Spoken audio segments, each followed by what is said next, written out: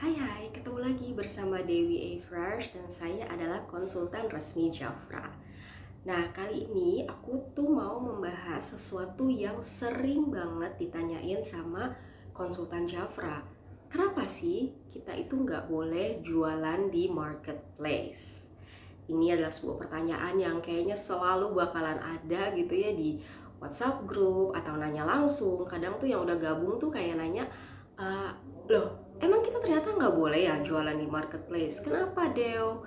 Nah, ini adalah video yang akan aku buat berdasarkan apa yang aku analisa sendiri gitu ya.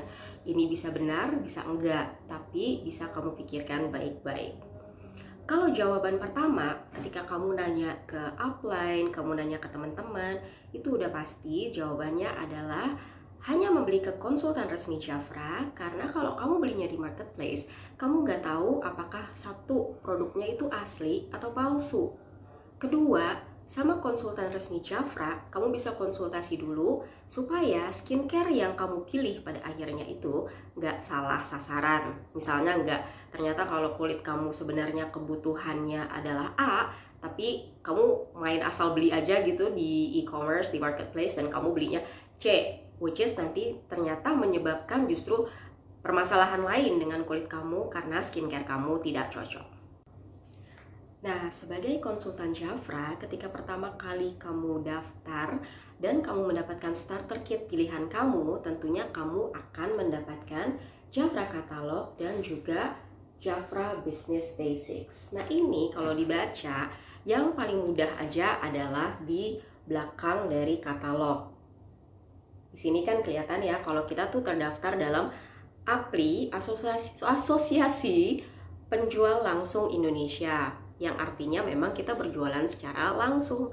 Dan di bawahnya juga ada pernyataan lagi bahwa produk Jafra hanya dijual dengan sistem penjualan langsung, yaitu direct selling melalui konsultan resminya Jafra, dan tidak untuk dijual di toko online marketplace, toko retail, kios, minimarket, supermarket, dan atau jalur penjualan tidak langsung lainnya.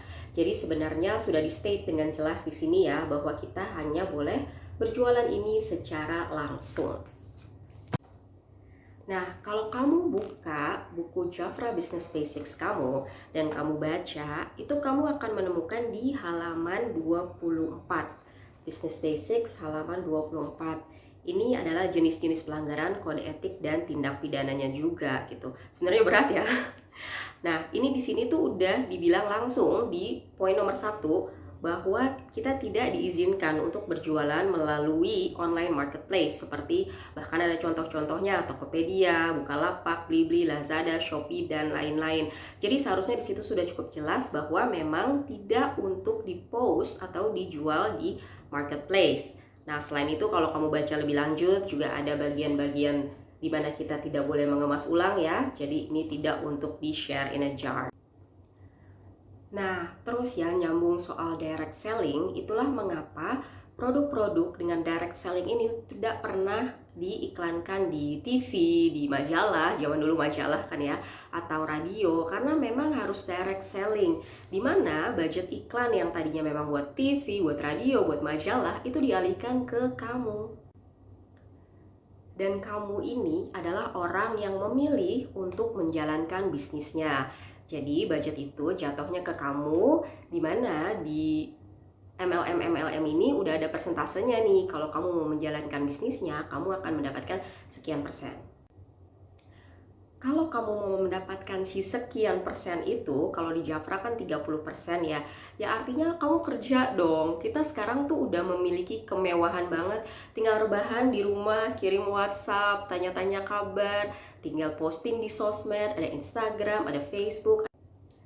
Terus ya, WhatsAppan itu bisa kamu lakukan sambil minum ice coklat, atau sambil makan burger, atau sambil sisiran gitu kan, sambil ngeblow rambut.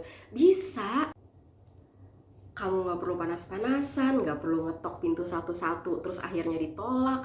Rasain gak sih kalau misalnya jadi mereka yang waktu itu masih harus door to door gitu ya, lagi haus-hausnya tapi udah 8 pintu udah ditolak semua, tapi kayak aku masih tetap harus berusaha banyak nih. aku belum bisa berhenti karena belum ada yang iya, belum ada yang closing. Nah sekarang kan kita tinggal rebahan, tinggal nyalain AC, nyalain kipas. Kalau aku sih ya, udah misalnya nih ya, kita cuman WhatsApp doang di rumah, nggak rugi, cuman pakai kuota internet. Terus kita ditolak-tolak, terus sakit hati. Lah, aku mah malu sama Mbak-mbak Yakult.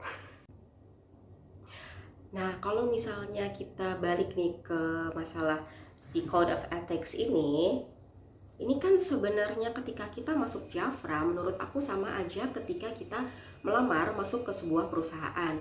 Ketika kita masuk ke dalam sebuah perusahaan, tentunya ada peraturan-peraturan dari perusahaan tersebut, ya kan?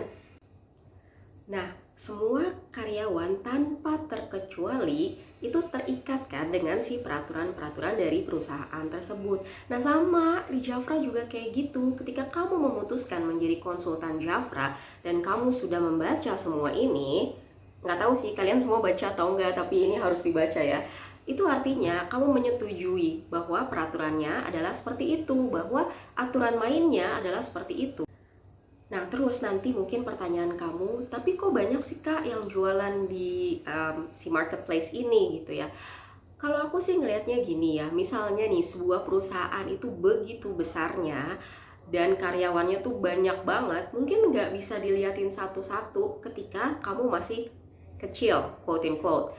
Nah, ketika kamu misalnya melakukan kecurangan-kecurangan kecil untuk naik ke atas, itu kan kamu akan mulai ke spot nih. Siapa nih yang baru aja naik jabatan? Siapa nih yang baru aja dipromote untuk sampai pada posisi ini? Nah, dari situ gerak-gerik kamu akan makin kelihatan apa aja yang sudah kamu lakukan. Nah, aku nggak tahu sih apakah tindakannya akan seperti apa ketika kamu ketahuan seperti itu. Tapi, let me tell you one thing. Kalau misalnya ada award, the best employee of the year, akan dapat star, akan dapat ini, itu, aku pastikan itu bukan kamu.